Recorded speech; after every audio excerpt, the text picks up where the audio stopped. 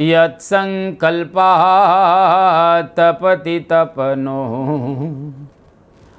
વાતિ વાત સમિંધે વહ નિર્ધત્તે ધરણીરુદધી લંઘતે નૈવ વેલાં સોયં શ્રીમાન નિખિલ જગતાં અંતરાત્માવતીર્ણો ધર્મં રક્ષન દિશતુ કુશલમ સ્વામિનારાયણો નઃ. ભગવતે શ્રી સ્વામિનારાયણાય નમો નમઃ. શ્રી અક્ષર પુરુષોત્તમાભ્યામ નમો નમઃ. શ્રી ગુણાતીતાનંદ સ્વામી મહારાજાય નમો નમઃ. શ્રી ભગતજી મહારાજાય નમો નમઃ. શ્રી શાસ્ત્રીજી મહારાજાય નમો નમઃ. શ્રી યોગીજી મહારાજાય નમો નમઃ. શ્રી પ્રમુખ સ્વામી મહારાજાય નમો નમઃ. શ્રી મહંત સ્વામી મહારાજાય નમો નમઃ. પરમ પૂજ્ય મહંત સ્વામી મહારાજના કરકમળો દ્વારા લખાયેલો આ સત્સંગ દીક્ષા ગ્રંથ, જેની પારાયણ આપણે સાંભળી રહેલા છીએ, 196માં શ્લોકનું આપણે નિરૂપણ સાંભળતા હતા. આ 196માં શ્લોકની અંદર પરમ પૂજ્ય સ્વામીશ્રી આપણને દાનની વાતો સમજાવી રહેલા છે. અને ધન આપણી સાથે આ લોકમાંથી પરલોકની અંદર આવતું નથી. બધી જ ધન સંપત્તિ આ લોકની અંદર રહે છે. જ્યારે આપણે આ લોકમાંથી વિદાય લઈએ ત્યારે આપણી સાથે ફક્ત ધર્મજ્ઞાન, વૈરાગ્ય અને ભક્તિ સાથે આવતા હોય છે. બાકી તમામ વસ્તુઓ આ લોકની અંદર આપણે મૂકી અને જતા હોઈએ છીએ. એટલા માટે એક સુભાષિતની અંદર ખૂબ સુંદર વાત કરવામાં આવી કે ધનાની ભૂમો પશવશ્ચ ગોષ્ઠે નારી ગૃહદ્વારી સખા શ્મશાને દેહશ્ચિતાયામ પરલોક માર્ગે ધર્માનુગો ગચ્છતિ જીવ એકઃ. એટલે કે ધનાની ભૂમો, જે કંઈ ધન સંપત્તિ આપણે ભેગી કરેલી હશે એ પૃથ્વીની અંદર જ રહેશે. જેમ કે નંદરાજાએ ઘણું બધું ભેગું કરેલું હતું, પરંતુ એ કશું જ પોતાની સાથે લઈ ન ગયા. રાવણ કે રોકફેલર જેવા પણ ઘણી સંપત્તિના માલિક હતા, પરંતુ છતાંય એ લોકો આ પૃથ્વી પર મૂકીને જ ગયેલા છે, પોતાની સાથે કશું જ લઈ ગયા નથી. પશવશ્ચ ગોષ્ઠે, પહેલાંના જમાનાની અંદર પશુઓ પણ ધન ગણાતું હતું. જેમ કે ગોધન, ગજધન, બાજધન ઓર રતન ધન ખાન, આ બધા ધન ગણાતા હતા. આજે પશુઓને આપણે ધનની અંદર ગણતા નથી. તો કદાચ આપણી પાસે પશુઓ હોય એ ગોષ્ઠની અંદર કે તા કોઢની અંદર રહેશે, પણ આપણી સાથે કોઈ પશુ આવતું નથી. નારી ગૃહદ્વારી, એટલે કે તમારી ગમે તેવી કહાગરી નાર હોય, પરંતુ એને ગૃહદ્વારી બતાવવામાં આવેલી છે. એટલે કે ઘરના બારણાની પાસે ઊભી રહી અને તમને વડાવી દેશે. પરંતુ નારી આપણી સનાતન સંસ્કૃતિ પ્રમાણે સ્મશાનની અંદર આવતી નથી. અને દેહશ્ચિતાયામ, આપણો દેહ ચિતાની અંદર બળે ત્યાં સુધી સાથે હોય, પરંતુ પરલોકની અંદર દેહ પણ નથી આવતો. સખા સ્મશાને, આપણા મિત્રો સ્મશાન સુધી વડાવવા આવે, પરંતુ એ ચિતાની અંદર કોઈ મિત્ર પડતો હોતો નથી કે સાથે બળતો હોતો પણ નથી. જ્યારે પરલોકની અંદર આપણે વિદાય લઈને જશું ત્યારે આપણી સાથે ધર્મ, જ્ઞાન, વૈરાગ્ય અને ભક્તિ જે કંઈ આપણે સંપાદન કરેલું હશે એટલું જ આપણી સાથે આવશે. અન્ય તમામ વસ્તુઓ આલોકની અંદર છૂટી જશે, કંઈ સાથે આવવાનું નથી. એટલા માટે જે કંઈ ધન સંપત્તિ આપણી પાસે હોય એનો પુણ્ય માટે ઉપયોગ કરવો જોઈએ. જેટલું આપ્યું એટલું આપણી સાથે રહે. લિયા દિયા સો અપના, રખ ગયા સો ફોક. લિયા દિયા સો અપના, રખ ગયા સો ફોક. જીવ કો લે ગયે જમડે, મૂડી લે ગયે લોક. જે કંઈ આપેલું હોય અથવા તો કોઈકની પાસેથી આપણે લીધેલું હોય, લિયા દિયા સો અપના, રખ ગયા સો ફોક. જે રાખ્યું એ બધું ફોક નકામ. જીવ કો લે ગયે જમડે, એટલે કે આ જીવને યમરાજા લઈ જાય છે. મૂડી લે ગયે લોક. જ્યારે આપણી મૂડી હોય એ લોકની અંદર રહેલા આપણા સગાવાલા મિત્રો વગેરે વગેરે ભાગીદારો એ લઈ જાય, પણ બીજું કંઈ આપણી સાથે રહેતું હોતું નથી. અગન પલિતા રાજદંડ, ચોર મૂષક લઈ જાય. યહ સબ દંડ જાય સહ્યો, ધર્મદંડ સહ્યો ન જાય. કોઈક વખત અગ્નિ લાગે એમાં આપણી સંપત્તિ નાશ પામે. કોઈક વખત આપણે કંઈક રાજાના વાંકમાં આવ્યા હોઈએ અને રાજા આપણી ધન સંપત્તિ લઈ જાય. કોઈક વખત ચોરી જાય. કોઈક વખત ઉંદરડાઓ કોતરી નાખે, બગાડી નાખે. આ બધા જ પ્રકારના દંડ આપણે સહન કરતા હોઈએ છીએ, પણ ધર્મદંડ સહ્યો ન જાય. કહેતા આપણાથી ધર્મ માટે કંઈક કરવાનું થાય એ આપણે સહન કરી શકતા હોતા નથી. કહેતા આપણે આપતા નથી. તો આ બધા દંડ એ જેમ સહન કરીએ છીએ એમ ધર્મદંડને પણ આપણે સહન કરવો જોઈએ. ધર્મ માટે પણ આપવું જોઈએ. દાન યોગ્ય પાત્રને કરવું એ પણ એક વિવેક રાખવો. દાન ચોક્કસ આપવાનું હોય છે, પણ પાત્ર પણ જોવું પડે. વિહારીલાલજી મહારાજે એમના એક કાવ્યની અંદર ખૂબ સુંદર વાત કરી. વિવેકી નરને એમ વિચારીને જોવું, વિવેકી નરને એમ વિચારીને જોવું. કુપાત્રને દાન દેવું તે, કુપાત્રને દાન દેવું તે, બીજ ખારમાં બોવું રે. વિવેકી નરને એમ વિચારીને જોવું, વિવેકી નરને એમ વિચારીને જોવું. જે ખરેખર વિવેકી નર છે એને વિચાર કરી અને જોવું, એટલે કે બરાબર રીતે તપાસવું. કુપાત્ર કોઈ હોય એને જો આપણે દાન આપીએ તો ખારી જમીનની અંદર બી વાવ્યા જેવું ગણાય. કે જે બી જાય, ઉગે નહીં અને ભયંકર એની અંદર આપણને નુકસાન જાય. ભગવાન અને એકાંતિક સંત એ ફળદ્રુપ જમીન રહેલી છે. જો એને આપણે આપીએ તો એમાંથી અનંત ગણું કરી અને પાછું આપણને મળે. ભગવાન અનંત ગણું કરીને આપણને આપતા હોય છે. જેમ સૂર્યનારાયણ રસ લે તો પછી અનંત ગણું કરીને આપણને આપે. સહસ્ર ગુણમ ઉત્સૃષ્ટુમ આદત્તે હિ રસમ રવિ. કવિ કાલિદાસે રઘુવંશની અંદર પ્રથમ સર્ગમાં આ વાત કરેલી છે. તો ભગવાન આપણને કણનું મણ કરીને આપે.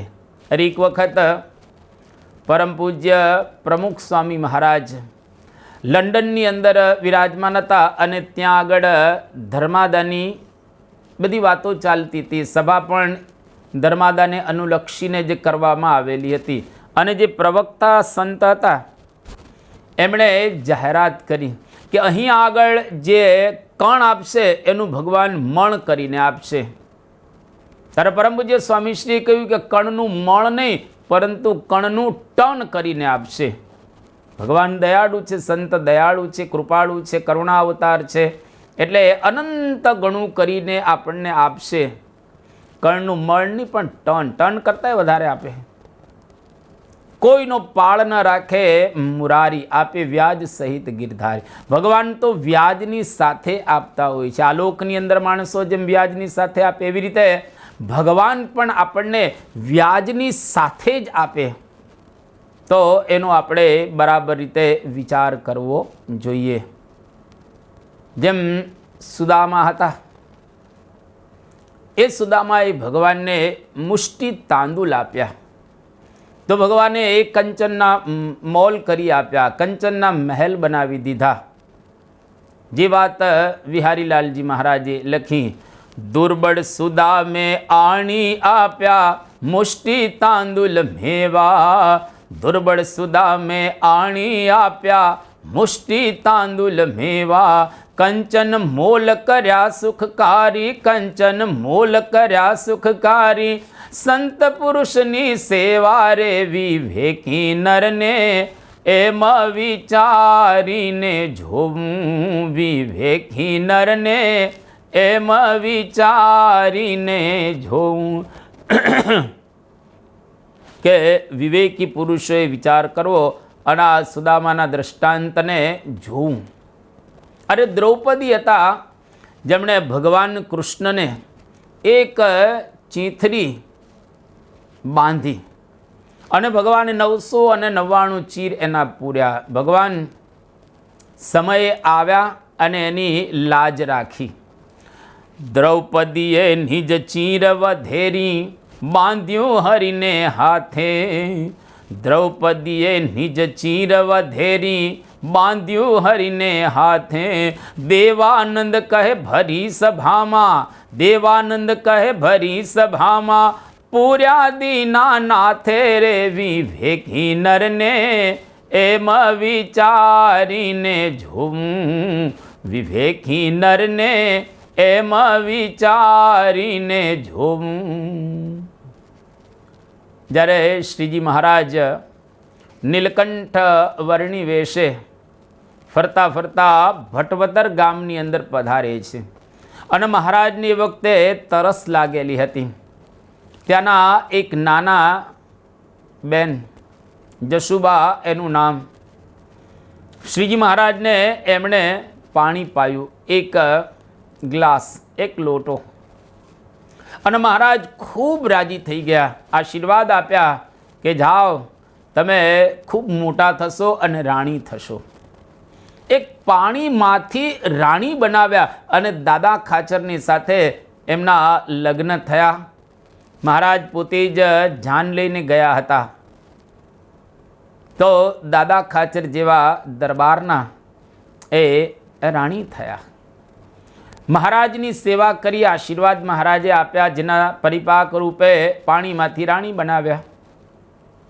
ગુણાતીતાનંદ સ્વામી, એમને જ્યારે ઠંડી લાગતી હતી અને એક કઠિયારા, જે બાઉદીન, એ કઠિયારાએ ગુણાતીતાનંદ સ્વામીને લાકડા આપ્યા, પૈસા ન લીધા, આશીર્વાદ માગ્યા. ગુણાતીતાનંદ સ્વામીએ આશીર્વાદ આપ્યા કે જા, તું ખૂબ મોટો થઈશ, હવે તારે લાકડા કાપવાના નહીં રહે. અને એમના જે બેન, એમના વિવાહ જૂનાગઢના નવાબની સાથે થાય છે અને જૂનાગઢના નવાબ આ બાઉદીનને દિવાન બનાવે છે. આજે પણ જૂનાગઢની અંદર બાઉદીન કોલેજ, જેની ગવાહી કે સાક્ષી પૂરી રહેલી છે.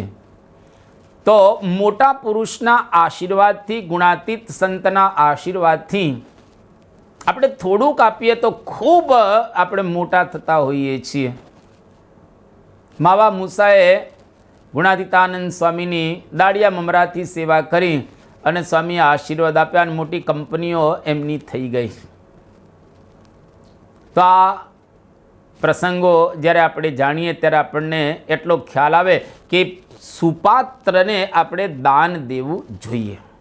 1970ની સાલમાં બ્રહ્મ સ્વરૂપ યોગીજી મહારાજ લંડનની અંદર વિરાજમાન હતા. અને ત્યાગ સ્વામીના ભાઈ એમની પાસે બ્રહ્મ સ્વરૂપ યોગીજી મહારાજે 500 પાઉન્ડ માગ્યા સેવા પેઠે. વિવેક સાગર સ્વામીએ યોગીજી મહારાજને કહ્યું કે બાપા 1 પાઉન્ડ એટલે કેટલા રૂપિયા થાય આપને ખબર છે? ત્યારે યોગીજી મહારાજ કહ્યું કે હા ખબર છે, 1 પાઉન્ડ બરાબર 13 રૂપિયા. પણ બાપા આ 500 પાઉન્ડ તો ખૂબ વધારે ગણાય. ત્યારે યોગીજી મહારાજ બહુ સુંદર રીતે જવાબ આપે છે કે મારે એને અનંત ગણું કરીને આપવું છે, એટલા માટે અમે એમની પાસે 500 પાઉન્ડ માગીએ છીએ. યોગીજી મહારાજ કહેતા આ દેના બેંક છે, આ લેના બેંક નથી. અહીંયા આગળ કોઈ આપે તો ભગવાન એને ચોક્કસ આપે, એમાં બિલકુલ શંકાને સ્થાન રહેલું નથી. પરમ પૂજ્ય પ્રમુખ સ્વામી મહારાજ ધર્મજની અંદર વિરાજમાન હતા અને પ્રતિષ્ઠાનો અવસર. એ વખતે પ્રતિષ્ઠા કરાવનાર જે શાસ્ત્રી હતા એમણે એક વાત કરી કે અહીં 1 ગણું દાન કરો તો 1000 ગણું ફળ મળે. પરમ પૂજ્ય પ્રમુખ સ્વામી મહારાજે સુધાર્યું અને કહ્યું કે ના, એવું નહીં, 1 ગણું દાન કરો તો અનંત ગણું ફળ મળે. 1000 ગણું નહીં, અનંત ગણું. દાન દ્વારા પરમ પૂજ્ય સ્વામીશ્રી આપણા સંસ્કારનું ઘડતર કરે છે, જેનું મૂલ્ય કોઈ આપણે આંકી શકીએ એમ નથી, જે અનંત ગણા ફળરૂપ રહેલા છે. અને કોઈ પણ ભગવાન કે સંતને જ્યારે આપણે દાન કરીએ તો ભાવથી દાન કરવું, મહિમાથી દાન કરવું, અંતરના ઉમળકાથી કરવું, અંતરના શુદ્ધ પ્રેમથી દાન કરવું. કોઈ પણ પ્રકારે દાનની અંદર મલિનતા ન આવે એનો આપણે ખ્યાલ રાખો. ટૂંકમાં ભાવથી દાન કરવું. સરસ હરિલીલા અમૃતની અંદર ગાવામાં આવ્યું છે, જે ભાવથી દાન ભલું કરાય તે દાનનું તો ફળ શ્રેષ્ઠ થાય. આપે ભાવે વડીલો કલાજે તે દાન તો નિષ્ફળતા જ કાજે.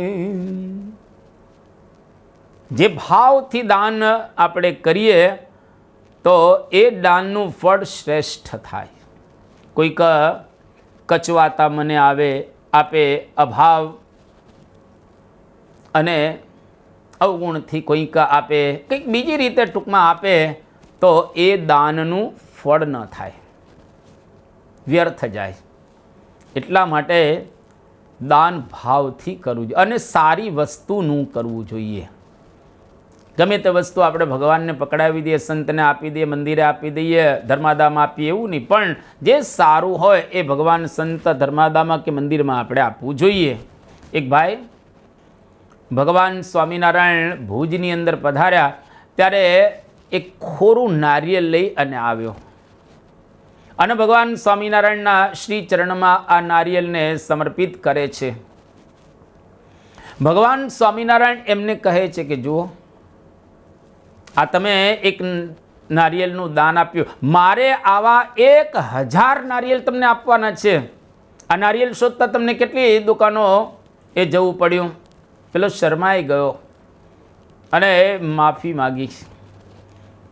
મહારાજ કહ્યું કે 1000 નારિયેળ મારે તમને આપવાના છે, આવા મારે કેટલી દુકાનો ફરવી પડશે. પહેલાંને ખ્યાલ આવ્યો કે આવું દાન આપણે ન કરવું જોઈએ. આપણે જાણીએ છીએ બધા કે 1000 રૂપિયાની નોટ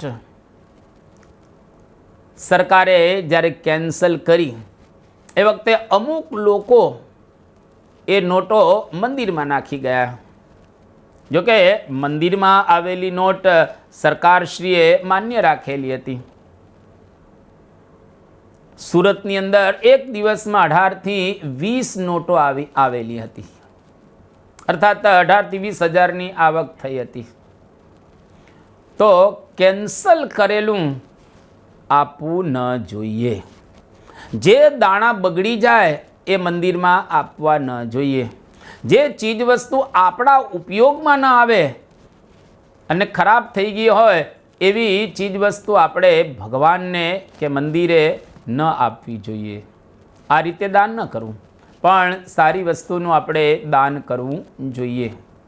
મધ્યના 62માં વચનામૃતની અંદર મહારાજે કહ્યું, જેને પોતાના કલ્યાણની ઈચ્છા હોય તેને પોતાનું દેહ, ધનધામ, કુટુંબ, પરિવાર એ સર્વે ભગવાનની સેવામાં જોડી દેવા. અને ભગવાનની સેવામાં જે પદાર્થ કામ ન આવે તો તેનો ત્યાગ કરી દેવો.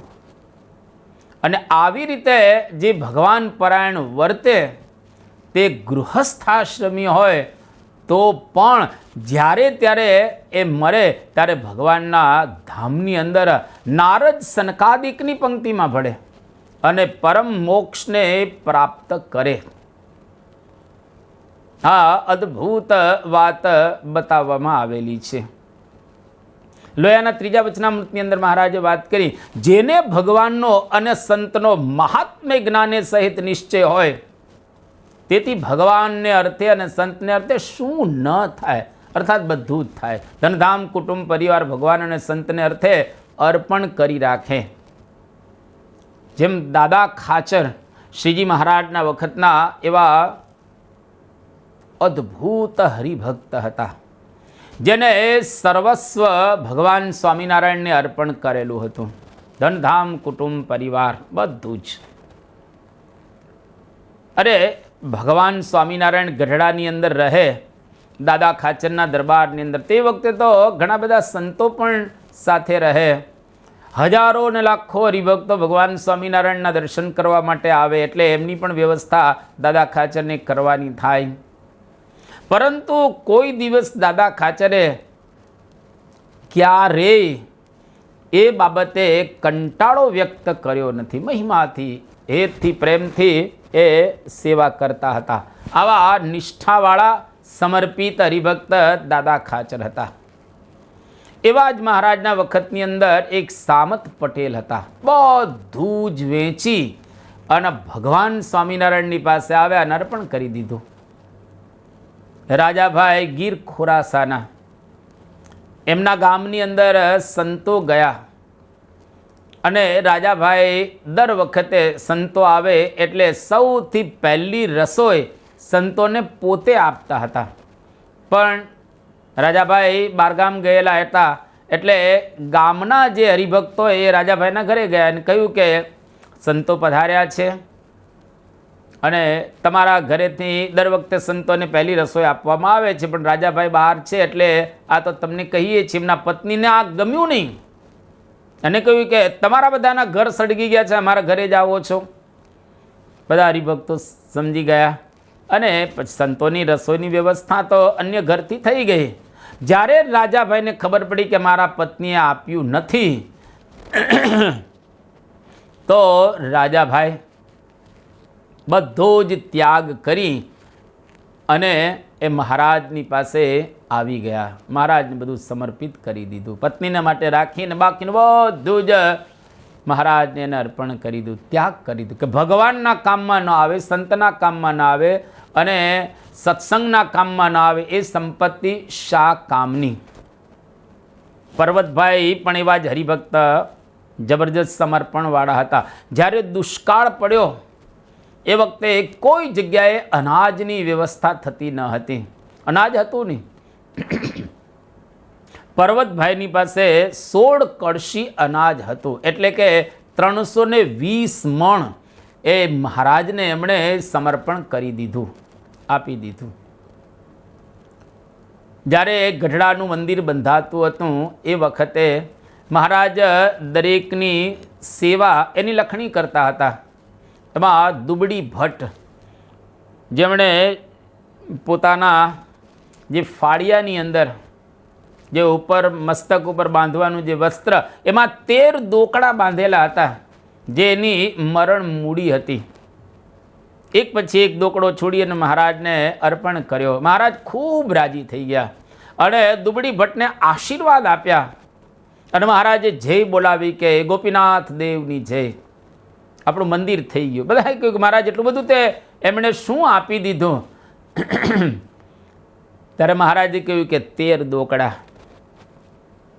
પણ એને પોતાનું સર્વસ્વ આપી દીધેલું. એની પાસે આટલું જ હતું ને બધું આપી દીધું. તમારા બધાની પાસે પૈસા ઘણા બધા છે અને એમાંથી તમે થોડાક આપો. જ્યારે દુબળી ભટ્ટે તો પોતાનું સર્વસ્વ આપી દીધું. એટલે અમે એની પર ખૂબ પ્રસન્ન થયા છીએ.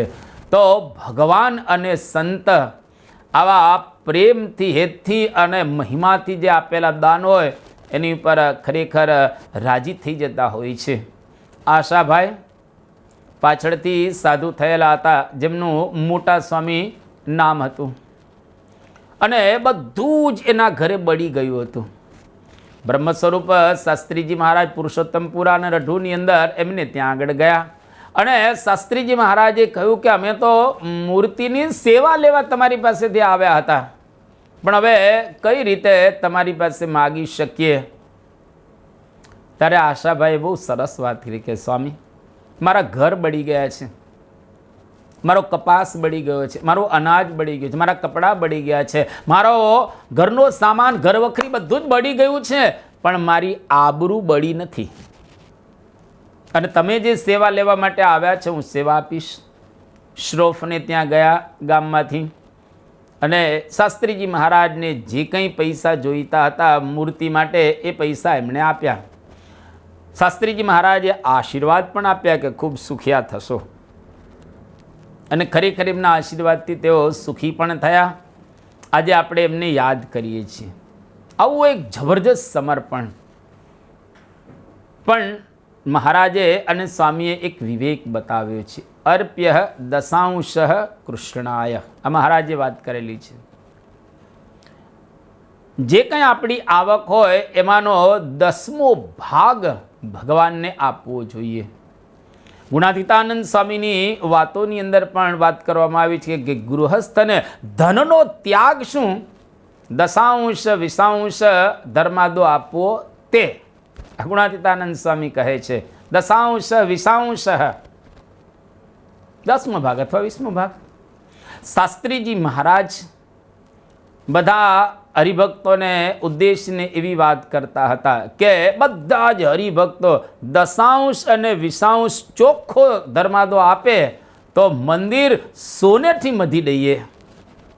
બિલકુલ મંદિરની અંદર કશું ઘટે નહીં અને ધર્માદો ઉઘરાવો પણ ન પડે. સ્વામીશ્રી પણ એક વખત નૈરોબીની અંદર એમણે વાત કરેલી કે સૌ ચોખ્ખો ધર્માદો કાઢે તો પૈસા માગવા ન પડે. મંદિર બાંધવા માટે કે મંદિરની વ્યવસ્થા કરવા માટે કશું જ કરવું ન પડે. લોકો વ્યવહારમાં ખર્ચ કરે પણ ધર્માદો ન આપે. વ્યવહારની અંદર જબરદસ્ત લોકો ખર્ચા કરતા હોય છે, પણ મંદિરે જ્યારે આપવાની વાત આવે ત્યારે એ લોકો એવું કરતા હોતા નથી. પણ એવા ઘણા હરિભક્તો પણ આપણને જોવા મળે કે ઘરે કરકસર કરે, દીકરા દીકરીના લગ્ન હોય એની અંદર પણ કરકસર કરે, પણ મંદિરમાં આપવાનું હોય તો વ્યવસ્થિત રીતે એ આપે. મણિભાઈ સલાડવાળા એમના દીકરાના લગ્ન પ્રસંગે દીકરાને કહેતા વરરાજાને રિક્ષામાં પરણવા મોકલ્યો અને પોતે મોટો ધર્માદો મંદિરની અંદર એ આપ્યો. ધર્માદામાં કોઈ દિવસ બાકી ન રાખે, એમાં કસર ન રાખે, પણ ઘરની અંદર કરકસર કરે. અને વાત સાચી છે, ઘરમાં આપણે ચોક્કસ કંજૂસાઈ ન કરીએ. ઘરની અંદર એકદમ અતિશય કંજૂસાઈ કરવાની જરૂરિયાત નથી, પણ કરકસર કરવી અને કરકસરમાંથી જેટલા કંઈ પૈસા આપણને પ્રાપ્ત થાય એ જો ભગવાનને અર્પણ કરી દે, સંતને અર્પણ કરી દે તો ભગવાનને સંત આપણી પર ખૂબ રાજી થાય, આશીર્વાદ આપણને આપે.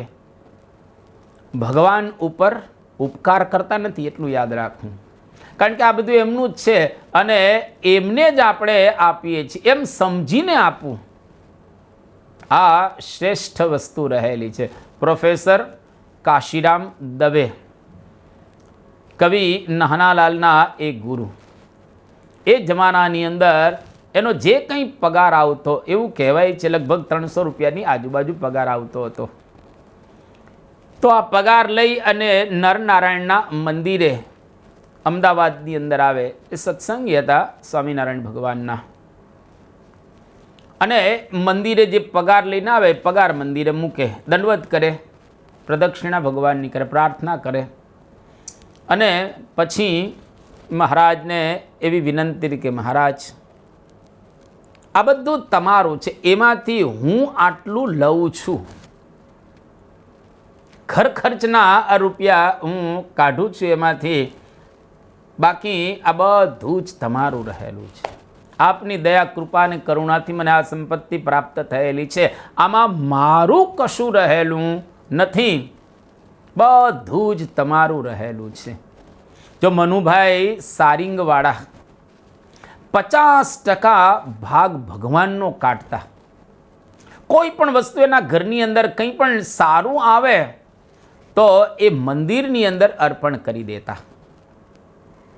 સામેથી કોઈ અપેક્ષા જ નહીં, મંદિરમાં બિલકુલ અપેક્ષા નહીં, વીઆઈપીની એના માટે કોઈ વ્યવસ્થા કરવાની જ નહીં, અને અતિશય ભાવથી બધું આપતા. જનરલમાં ખાઈ લે, જનરલમાં સૂઈ જાય, બધું જનરલની અંદર જ કરે, પણ એવી કોઈ અપેક્ષા રાખ્યા વિના 50% ધર્માદો એ પોતે આપતા હતા. આપણે જે ધર્માદો કરીએ છીએ આપણા લાભ માટે જ કરીએ છીએ, અને જે કંઈ આપણે આપીએ છીએ એમાંથી આપણને જ ફાયદો થવાનો છે. ગુણાતીતાનંદ સ્વામીએ 6ઠ્ઠા પ્રકરણની 265મી વાત એની અંદર કહેલું છે, દશૌદ અને વિષૌદ કાઢશો તેને ખાવા મળશે, નહીં કાઢે તે દુબળા રહેશે. ગુણાતીતાનંદ સ્વામી અદ્ભુત કહ્યું, જેને રોટલા જોઈતા હોય તેને 10મો ભાગ કાઢવો. 5મા પ્રકરણની 158મી વાત. અર્થાત 10મો ભાગ કે 20મો ભાગ કાઢીએ તો ભગવાન અને સંત આપણને બધું આપે. થાણા ગાલોલની અંદર ગુણાતીતાનંદ સ્વામી ગયેલા, અને ત્યાં જસાભાઈ ગોર રહેતા હતા. એમની સ્થિતિ ખૂબ નબળી હતી. ગુણાતીતાનંદ સ્વામી એમને પૂછ્યું કે દશાંશ કાઢો છો? એટલે જસા ગોરે કહ્યું કે ના સ્વામી, હું દશાંશ કાઢતો નથી. તો સ્વામીએ કહ્યું કે થોડો બાજરો લાવો. બાજરો મંગાવ્યો સ્વામીએ, અને એ બાજરો સૌને જમાડ્યો ગુણાતીતાનંદ સ્વામીએ. પછી આશીર્વાદ આપે કે અનાજ તમારું ખૂબ સારું પાકશે, માટે તમે અનાજ વાવજો. અને ખરેખર એ અનાજ વાવતા થયા, અને ખૂબ સારું અનાજ પાક્યું, અને દશાંશ કાઢતા થયા.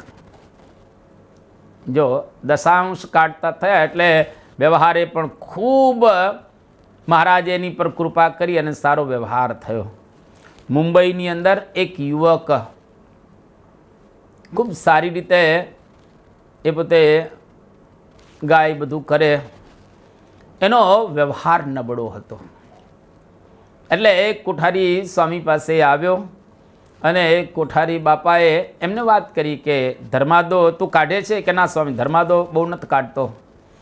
ત્યારે ગુણાતીતા વાત કરી કોઠારી બાપાએ કે 10% તું ભાગ ભગવાનનો કાઢ, તો મહારાજ તારી પર કૃપા કરશે, બાપા તારી પર કૃપા કરશે. અને કાઢતો થયો યુવાન, અને ધીરે ધીરે સ્થિતિ સુધરવા લાગી. તો ધર્માદો વધારે દીધો એને, 10% કાઢતો તેને બદલે 20% કાઢતો થઈ ગયો દર મહિને. ફરી પાછી સ્થિતિ સુધરવા લાગી, અને હાલ એ યુવક મહિને 25% ધર્માદો આપે છે. જો ભગવાન અને સંત જેમ તમે આપો એમ આપણી સ્થિતિ સુધારતા હોય છે. મુંબઈની અંદર બોરીવલી વિસ્તાર, એ બોરીવલીની અંદર એક શિક્ષિકા રહે, 130 રૂપિયાનું ટ્યુશન. એમણે આ સંકલ્પ કર્યો કે આપણે 10% ભગવાનને આપવા, અને ધર્માદો એ કાઢતા થયા. ધીરે ધીરે એને વધાર્યો, આવક પણ વધવા લાગી. 10%માંથી 20% દર મહિને આપતા થયા. ફરી પાછી સ્થિતિ સુધરી, અને ધીરે ધીરે એમ વધારતા 25% સુધી ગયા. હવે ટ્યુશન સામેથી આવવા લાગેલો, એને જવાની જરૂરિયાત ન પડે. સત્પુરુષને યાદ રાખવું, કોઈ લોભ વૃત્તિ રહેલી નથી, પરંતુ આપણો લોભ દૂર કરવા માટે આપણી પાસેથી વધારે એ લેતા હોય છે, પણ એને કોઈ પણ પ્રકારનો એ લોભ રહેલો હોતો એ નથી. તો અહીં આગળ આપણી સારી સ્થિતિ થાય એટલા માટે સત્પુરુષ આપણી પાસેથી માગતા હોય છે, પરંતુ એને કોઈ પ્રકારની એવી લોભ વૃત્તિ હોતી નથી. ઘણી વખત આપણને લાગે કે એ લોભ વૃત્તિ ધરાવે છે. આપણે ઘણી વખત ઊંધું સમજી બેસતા હોઈએ છીએ. ભગવાન અને સંત આપણી પાસે માગેલા આપણે એમ લાગે કે લોભિયા છે. જેમ શાસ્ત્રીજી મહારાજના વખતની અંદર બ્રહ્મ સ્વરૂપ શાસ્ત્રીજી મહારાજ સોખડા જતા, અને સોખડાના મોતી કાકા ખૂબ સારા હરિભક્ત. બ્રહ્મ સ્વરૂપ શાસ્ત્રીજી મહારાજ જ્યારે એમની પાસે કંઈ પણ માગે એટલે એ વિચાર કરે કે શાસ્ત્રીજી મહારાજ લોભિયા છે, માગ માગ કરે છે. પણ યોગીજી મહારાજ બહુ સારા, ક્યારેય માગે નહીં. કારણ કે યોગીજી મહારાજ વ્યવહારની અંદર હતા ને શાસ્ત્રીજી મહારાજ વ્યવહાર કરતા હતા, મંદિરો બાંધવાના, એટલે સ્વાભાવિક રીતે માગવું તો પડે જ. એ વખત મંદિર કેવી રીતે બાંધી શકાય? પણ શાસ્ત્રીજી મહારાજ જેવા ધામમાં ગયા ત્યારે યોગીજી મહારાજ ગાદી ઉપર આવ્યા, અને હવે યોગીજી મહારાજને પણ માગવું જ પડે ને. તો યોગીજી મહારાજ પણ મોતી કાકાની પાસે માગે ને આગ્રહ કરે કે થોડું વધારે આપો. ત્યારે યોગીજી મહારાજને આ પ્રમાણે માગતા જોયું અને મોતી કાકા શું બોલે કે શાસ્ત્રીજી મહારાજનો લોભ યોગીજી મહારાજની અંદર આવ્યો. ભાઈ, આ લોભી પુરુષો નથી, આ તો આપણું કલ્યાણ કરવા માટે, મોક્ષ કરવા માટે આ માગતા હોય છે. અને એને ક્યાં પોતાની સાથે લઈ જવું છે? એને કોઈ પરિવાર નથી, કોઈ બીજું કશું છે જ નહીં દુનિયાની અંદર. એ તો સમાજને માટે જ આ બધું જ કરતા હોય છે. સમાજ સુખી બને એવી એના હૃદયની અંદર એક પ્રકારની ભાવના હોય છે. 1987માં પરમ પૂજ્ય પ્રમુખ સ્વામી મહારાજ અમદાવાદની અંદર વિરાજમાન હતા. એક હરિભક્ત જેની સ્થિતિ સારી ન હતી. એટલે હવે સ્થિતિ સારી નથી કે ન હતી એટલે ધર્માદો શું કરી શકે? પરમ પૂજ્ય સ્વામીશ્રી એમને કહે છે કે તમે સમાગમ કરો એ જ તમારી સેવા. તમે મંદિરે આવો, ભગવાન અને સંતની વાતો સાંભળો, દર્શન કરો, સમાગમ કરો, આ જ તમારી સેવા રહેલી છે. જો ભગવાન અને સંત કેવા દયાળુ રહેલા છે, બધાની પાસે કંઈ પૈસા માગતા નથી, પણ જો સ્થિતિ તમારી સારી હોય તો એમને આપવું. 1987માં પરમ પૂજ્ય પ્રમુખ સ્વામી મહારાજ અમદાવાદની અંદર વિરાજમાન હતા, અને બાપ વિનાના છોકરા, જેના પિતાશ્રી ધામમાં સીધા આવી ગયા છે, એવા છોકરા એ હાર લઈ અને આવ્યા. તો પરમ પૂજ્ય સ્વામીશ્રીએ એમને કહ્યું કે તમે શું કામ હાર લઈને આવ્યા? તમારી સ્થિતિ સારી નથી એટલે ખર્ચો શા માટે હારનો કર્યો? જરૂર નથી. તમે એમને આવ્યા હોત તો આશીર્વાદ તો તમને પ્રાપ્ત થાત જ, પણ હાર લાવવાની તમારે બિલકુલ જરૂરિયાત રહેલી નથી. તારીખ 24/8/2001 સ્વામીશ્રી ભરૂચની અંદર વિરાજમાન હતા, અને પોલીસ ખાતામાં નોકરી કરતો એક યુવક હવે નોકરીમાં થયેલ પ્રશ્નના નિરાકરણથી એને 4 લાખ રૂપિયા મળેલા. એક પ્રશ્ન થયા છે, એનું નિરાકરણ આવી ગયું અને એમને 4 લાખ રૂપિયા મળ્યા. આ યુવક મંદિરમાં આપવા માટે આવે છે. પરમ પૂજ્ય પ્રમુખ સ્વામી મહારાજ એમને કહે છે કે 10મો ભાગ જ આપવો, એથી વધારે આપવાની જરૂરિયાત નથી. એ તો બધા પૈસા આપવાની વાત કરતો હતો. ના, સ્વામીએ પાડી કે નહીં, 10મો ભાગ જ આપો. યુવક કે મારી પાસે શું હતું? મારી પાસે તો કંઈ હતું નહીં, આ તો મને પ્રાપ્ત થયું છે, ભગવાનની દયાથી મળ્યું છે. તો ભગવાનને અર્થે વપરાય. સ્વામીશ્રી કે વાત તારી સાચી છે, બધી વાત તારી એકદમ બરાબર છે, પણ મહારાજની આજ્ઞા છે આપણે 10મો ભાગ આપવો. આપણે કરોડપતિ નથી, આપણે કોઈ એવા અબજોપતિ નથી, બધું જ તું આપી દે. તો તારું કુટુંબ શું ખાય? કુટુંબનો વ્યવહાર પણ છે, એટલે વ્યવહાર તો ચલાવવો જ પડે અને આ બધું ચલાવવાનું છે. માટે 10મો જ ભાગ આપજે, બાકીના તારી પાસે રાખવાના અને બેંકમાં મૂકવાનું.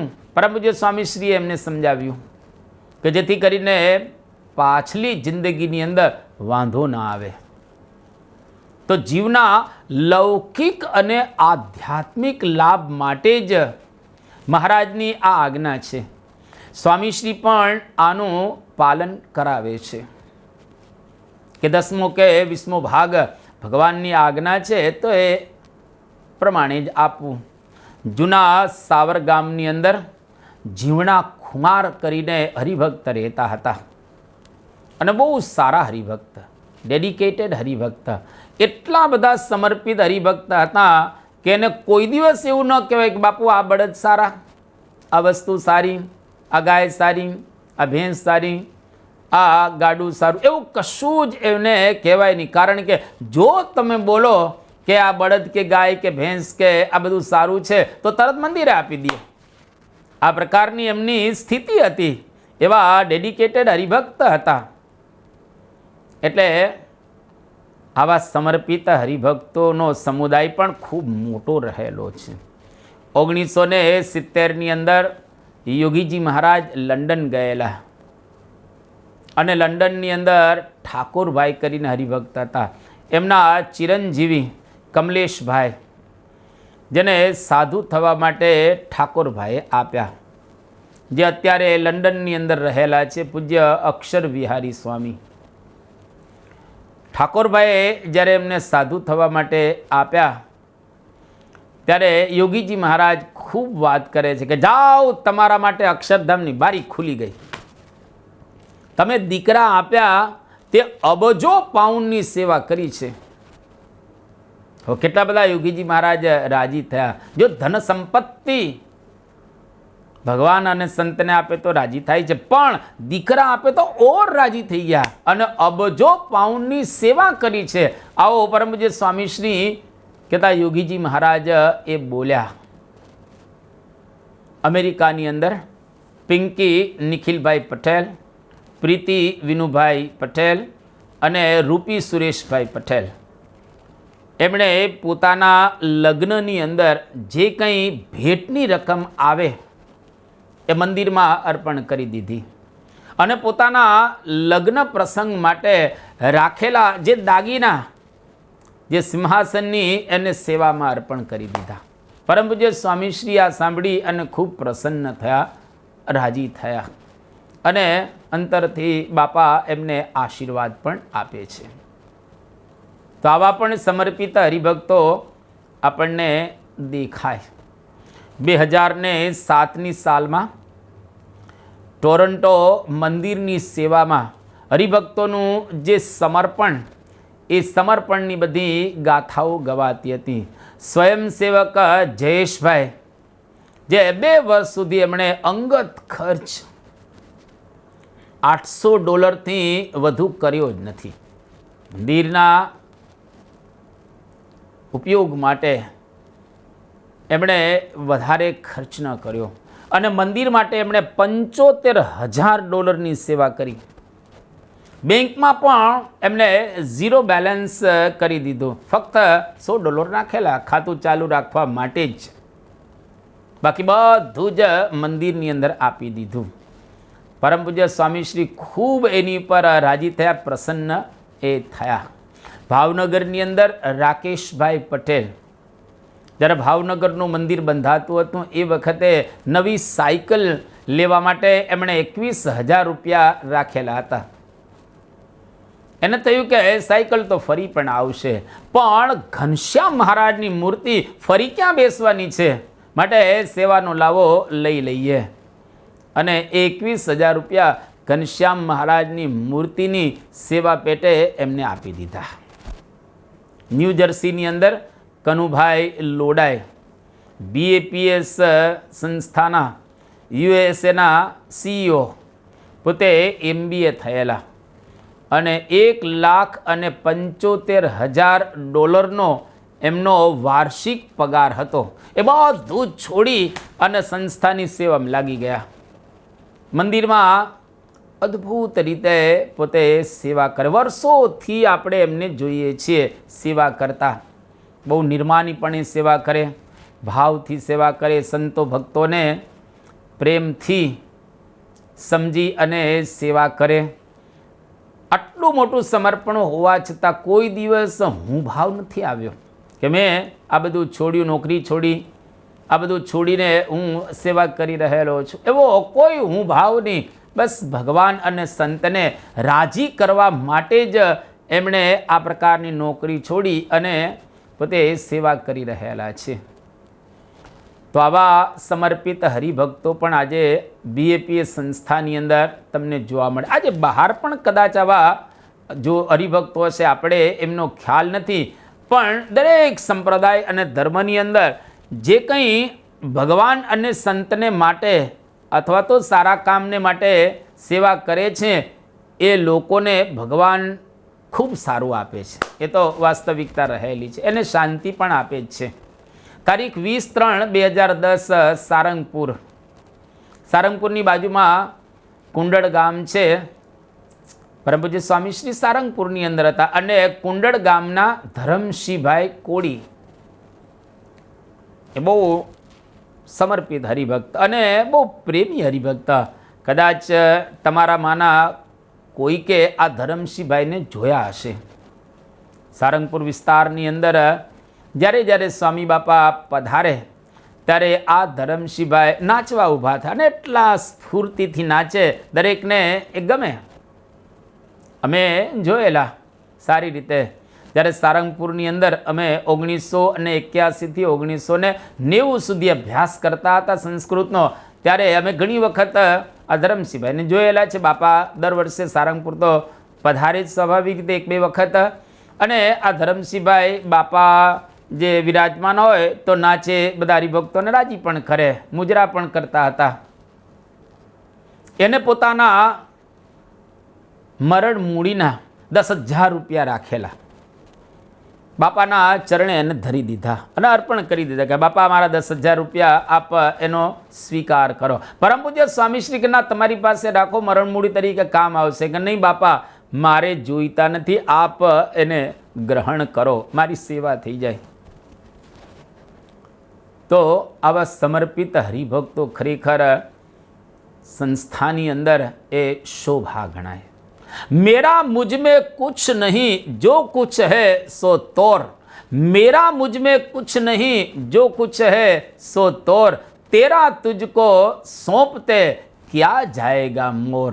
तेरा तुझको सौंपते क्या जाएगा मोर. આમાં મારું કંઈ નથી, જે કંઈ છે બધું તમારું છે, તમારું તમને આપવાનું છે. આમાં અમારું તો કોઈ વસ્તુ રહેલી નથી. એટલે આ પ્રકારે પ્રેમથી, હેતથી, મહિમાથી આપણે દાન કરવું જોઈએ. તો ખરેખર ભગવાનને સંત આપણી પર ખૂબ પ્રસન્ન થાય અને એનો રાજીપો આપણને પ્રાપ્ત થાય. તો અહીંયા આગળ બહુ જ વિસ્તારપૂર્વક આપણે દાનની વાતો સાંભળી, કયા પ્રકારે ભગવાન અને સંતને આપવું જોઈએ એની પણ વાતો આપણે ખૂબ સારી રીતે સાંભળી. હવે 196મા શ્લોકની અંદર પરમ પૂજ્ય સ્વામી શ્રી આપણને સમજાવી રહ્યા છે. સ્વપયોગાનુસારેણ પ્રકુર્યાત સંગ્રહમ ગૃહી અન્નદ્રવ્ય ધનાદિના કાલશક્ત્યનુસારત. સ્વપયોગાનુસારેણ પ્રકુર્યા સંગ્રહમ ગૃહી અન્નદ્રવ્ય ધનાદિના કાલશક્ત્યનુસારત. ગૃહસ્થ પોતાના ઉપયોગને અનુસારે તથા સમય શક્તિ અનુસાર અનાજ, દ્રવ્ય કે ધનાદિકનો સંગ્રહ કરે. પરમ પૂજ્ય સ્વામી શ્રી આ શ્લોકની અંદર ગૃહસ્થે કઈ રીતે વર્તવું જોઈએ એની વાત કરી રહ્યા છે. ગૃહસ્થ પોતાના ઉપયોગને અનુસારે, દરેક ગૃહસ્થને જે કંઈ ઉપયોગી હોય એ પ્રમાણે સમય અને શક્તિ અનુસાર અનાજ, દ્રવ્ય અને ધન આદિકનો સંગ્રહ કરે. અદ્ભુત સ્વામીશ્રી સમજાવે છે કે ગૃહસ્થે અનાજ અને ધનાદિકનો સંગ્રહ કરવો. શિક્ષાપત્રીમાં શ્રીહરિ પણ આ જ વાત સમજાવી રહેલા છે કે યથાશક્તિ યથા કાલમ સંગ્રહોન્ન ધનસ્ય તૈહિ. શક્તિ પ્રમાણે અને કાળ પ્રમાણે અન્ન ધનનો આપણે સંગ્રહ કરવો જોઈએ. રામાનંદ સ્વામી, એમની પાસે ભગવાન સ્વામિનારાયણે 2 વરદાન માગી લીધેલા. એ વરદાન પ્રમાણે અહીં મહારાજ આજ્ઞા કરે છે યથાશક્તિ અને યથા જે કંઈ આપણો વ્યવહાર હોય એ પ્રમાણે આર્થિક સ્થિતિ અનુસાર, જેથી કરીને આપણને ભવિષ્યની અંદર ચિંતા ન રહે. યથાશક્તિ એટલે શક્તિ અનુસાર, આર્થિક સ્થિતિ અનુસાર સંગ્રહ કરવો. કોઠાર વગેરેની સગવડ અનુસાર સંગ્રહ કરવો, એ પણ એટલું અગત્યનું રહેલું છે. પૈસાનો સંગ્રહ કરેલો હોય તો એમાંથી લઈ શકાય સ્વાભાવિક રીતે. પહેલાંના વખત કરતાં અત્યારે તદ્દન બધું બદલાઈ ગયું છે. અત્યારે બધું બદલાઈ ગયું છે. અત્યારે એમેઝોન, ફ્લિપકાર્ટ કે અન્ય એવી જે બધી કંપનીઓ હોય એના દ્વારા વિશ્વના કોઈ પણ ખૂણામાંથી આપણે મંગાવી શકાય વસ્તુ તમારે જોઈતી હોય તો. સમય અત્યારે એ બદલાઈ ગયેલો છે. અત્યારની પરિસ્થિતિ આખી જુદી થઈ ગયેલી છે. પહેલાં પરિસ્થિતિ જુદી હતી અને અત્યારે પરિસ્થિતિ આખી બદલાઈ ગઈ છે. પહેલાંના વખતની અંદર તમારે ઘણો બધો સંગ્રહ કરી રાખવો પડતો હતો. અત્યારે કદાચ આપણે માગીએ ત્યારે બધું મળી જતું હોય છે. સમય બદલાઈ ગયો. સમય અનુસાર અહીંયા આગળ સ્વામીશ્રી આપણને કહે છે મોસમ પ્રમાણે પાક આવે ત્યારે લઈ લે તો સસ્તું પડે. કોઈ પણ મોસમ હોય અને એ વખતે એ પાક આવ્યો હોય તો આપણે જો લઈ લઈએ તો સસ્તું પડે, નહીં તો મોંઘું આપણે લેવું પડે. અમુક વખતે આ વર્ષનું એક સાથે ભરી જ લેવું, જેથી કરીને આખું વરસ પછી લેવાની ચિંતા ન રહે, તકલીફ પણ ન રહે. અને ઘણી વખત જો આપણે લીધેલું ન હોય તો આખા વર્ષની અંદર કોઈક વાર આપણને તકલીફનો પણ અનુભવ થાય. એટલા માટે જ્યારે નવું વર્ષ આવે ત્યારે આપણે અનાજ આખા વર્ષનું ભરી લેવું. તેલ, ગોળ, ઘી, ખાંડ, અનાજ, મસાલા વગેરે બધું જ વર્ષનું ભરી લીધેલું હોય તો પછી દુષ્કાળ કે એવું કંઈક વાતાવરણ ઉત્પન્ન થાય તો એની અંદર આપણને કોઈ પણ પ્રકારની ચિંતા ન રહે. દુષ્કાળ જેવું વાતાવરણ સર્જાય અથવા તો મહામારીનો કોઈ ઉપદ્રવ એ થાય તો એવા સમયની અંદર સંગ્રહ કરેલું હોય તો વાંધો ના આવે અને એમાં ખૂબ સારી રીતે આપણે જીવી શકીએ અને આપણા ઘરની અંદર દરેક સભ્યોનો બચાવ પણ થાય. અગણું તેરા કાળની પહેલાં મહારાજ ગામો ગામ વિચરણ કરતા હતા અને ગામો ગામ મહારાજ ફરી અને અન્ન અને ચારાનો સંગ્રહ કરવાનો આદેશ આપતા હતા હરિભક્તોને કે દરેકને ખાસ વિનંતી કે અન્ન ભરી રાખજો અને બળદો, ભેંસો, ગાયો આ બધાને માટે ચારો એ પણ તમે ભરી રાખજો, જેથી કરીને ચિંતા એ ન રહે. અને ખરેખર હરિભક્તો પણ મહારાજની આજ્ઞા પ્રમાણે આ બધું ભરી રાખતા હતા, જેથી કરીને એ લોકોને પણ એવી કોઈ ચિંતા રહેતી નહીં. સરકારશ્રીનો સંગ્રહ ન કરવાનો કદાચ કાયદો હોય તો એ રીતે સમય અનુસાર રહેવું આપણને એટલું અગત્યનું રહેલું છે. જેટલો વપરાશ હોય એટલો સંગ્રહ કરવો, સંગ્રહખોર વૃત્તિથી વધારે ન ભરવું અને કંજૂસાઈથી ઓછું પણ ન ભરવું. બધું મર્યાદા પ્રમાણે આપણે કરવું તો ખરેખર ભગવાન અને સંત આપણી પર રાજી થાય અને આપણને કોઈ તકલીફ ન પડે. એ વાત પરમપૂજ્ય સ્વામીશ્રી આપણને આ શ્લોકની અંદર બતાવી. હવે 197માં શ્લોકની અંદર સ્વામીશ્રી આપણને કહે છે, અન્નફલાદિભિશ્ચૈવ યથાશક્તિ જલાદિભિઃ પાલિતા પશુપક્ષાદ્યા સંભાવ્યા હિ યથોચિતમ. પાડેલા પશુ પક્ષી વગેરેની અન્ન ફળ જળ ઇત્યાદિ વડે યથાશક્તિ ઉચિત સંભાવના કરવી. 197મો શ્લોક. પાડેલા પશુ પક્ષીની સંભાળ રાખવાની પરમ પૂજ્ય સ્વામીશ્રી આપણને વાત કરી રહ્યા છે. અન્ન ફળ જળ વગેરે દ્વારા એની યથાશક્તિ સંભાળ રાખવી. ગાય બળદ ભેંસ ઘોડો કૂતરો કે બિલાડી કે પોપટ વગેરે જે કંઈ આપણે પાડેલા હોય એની યથાશક્તિ અન્ન જળ ફળ વડે સંભાવના કરવી.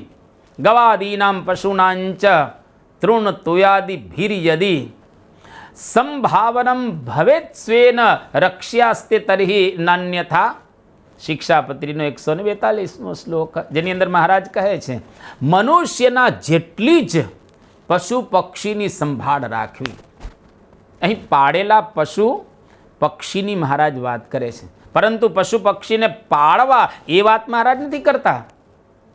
અને જો પાળેલા હોય તો એની સંભાળ રાખવાની વાત મહારાજ કરે છે, પણ પશુ પક્ષીને પાળવા એવી કંઈ વાત મહારાજ આની અંદર કરી રહેલા નથી. જીવ દયા પરમ પૂજ્ય સ્વામીશ્રીનો સ્વભાવ છે. પશુ પક્ષીની સંભાળ નોકર ચાકર જો કરતા હોય તો પોતે જોવું, જેથી બરાબર એની સંભાળ એ રખાય. પશુ પક્ષી ઘરડા થાય ત્યાં સુધી એની સંભાળ રાખવી. કતલખાને ન મોકલવા. કામ પૂરું થયા પછી કે કામ લઈ લીધા પછી એને સાચવવા. જો પશુઓ ન સચવાય તો એના નિશા સાથે સમૃદ્ધિનો નાશ થાય છે. પરાશર ઋષિ કહે છે, ક્ષુધા તૃષા તીવ્ર દંશ વિષમ સ્થાન સિદતામ. પછી કહે છે તૃષિતા પશવ બદ્ધા કન્યા ચાપી રજસ્વલા દેવતાશ્ચ સ નિર્માલ્ય ઘ્નંતિ પુણ્યમ પુરાકૃતમ. એટલે કે ભૂખ તરસ તીવ્ર દાંસ અને ઉબડ ખાબડ જગ્યાને લીધે હેરાન થતા જે પશુઓ હોય એના નિશાસાથી એના માલિકની બધી જ સંપત્તિનો નાશ થઈ જાય છે. તો જે ઘરની અંદર તરસ્યા પશુ પંખી આ બાંધેલા હોય કે રાખેલા હોય, અથવા તો કન્યા રજસ્વલા રહેતી હોય, પૂજ્યા વિનાની દેવની મૂર્તિ પડેલી હોય, તો તે ઘર ધણીના પૂર્વે કરેલા તમામ પુણ્યનો નાશ કરી દે છે. આ કેટલી અદ્ભુત વાત સમજાવી રહેલા છે મહારાજ સ્વામી. ગો બ્રાહ્મણ પ્રતિપાલક રહેલા છે. કેટલ કેમ્પ દ્વારા ઘણા પશુઓની સંસ્થાએ સંભાળ રાખેલી પરમ પૂજ્ય પ્રમુખ સ્વામી મહારાજની આજ્ઞાથી. આપણે બુચાસણ, અટલાદરા, સાંકરી, રાયસણ આ બધા સ્થાનોની અંદર કેટલ કેમ્પ આપણે કરેલા હતા, જેની અંદર આ લગભગ કહીએ તો 10,000 જેટલા કે એનાથી થોડા વધારે પશુઓની આપણે સંભાળ રાખેલી હતી. એટલે પરમ પૂજ્ય સ્વામીશ્રી આપણને એક સુંદર પશુ પંખીઓની સંભાળ બાબત અહીંયા આગળ જાણપણું આપી રહેલા છે અને આપણને સાવચેત પણ કરી રહેલા છે. તો અહીં આગળ 197મો શ્લોક આપણે પૂર્ણ કરીએ છીએ અને આજની પારાયણને પણ આપણે પૂર્ણ કરી રહેલા છીએ. 2 મિનિટ ધૂન બોલાશે અને ત્યાર પછી ધ્યેય મંત્ર અને વિદાય શ્લોક બોલી અને આજની પારાયણને આપણે વિદાય આપીશું. સ્વામી નારાયણ નારાયણ નારાયણ, સ્વામી નારાયણ નારાયણ નારાયણ, સ્વામી નારાયણ સ્વામી નારાયણ, સ્વામી નારાયણ સ્વામી નારાયણ, સ્વામી નારાયણ નારાયણ નારાયણ, સ્વામી નારાયણ નારાયણ નારાયણ. ગુણાતીતમ ગુરુમ પ્રાપ્ય બ્રહ્મરૂપમ નિજાત્મનઃ, વિભાવ્ય દાસ ભાવેન સ્વામિનારાયણં પ્રભુ. શ્રીહરિમ સાક્ષરમ સર્વદેવેશ્વરમ ભક્તિધર્માત્મજં દિવ્યરૂપં પરમ. શાંતિદમ મુક્તિદમ કામદમ કારણમ સ્વામિનારાયણં નીલકંઠં ભજે શ્રીહરિમ.